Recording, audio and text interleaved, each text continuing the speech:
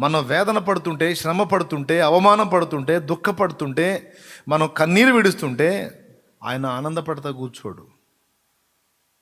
ఆయన మన విషయమై దుఃఖపడువాడై ఉన్నాడు. ఆయన కూడా బాధపడతాడు. మీకు తెలుసా, ఆయన ఓదారుస్తాడు అద్భుతంగా. శ్రమ పొందుతున్నప్పుడు, మన వేదన పొందుతున్నప్పుడు దేవుడు సంతోషిస్తూ ఉండడు.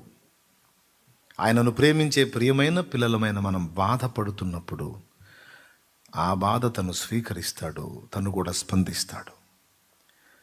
మనం హింస పొందుతున్నప్పుడు దేవుడు మౌనంగా ఉండడు. ఆయన ఆ హింసను ఆయన అనుభవంలోకి తీసుకుంటాడు. నిజం ఇది. సౌలు బహుగా సంఘమును హింసించినప్పుడు, సౌలు సంఘమును బహుగా బాధ పెట్టినప్పుడు, సౌలుని దేవుడు పలకరించినప్పుడు ఏమన్నాడు ప్రభు?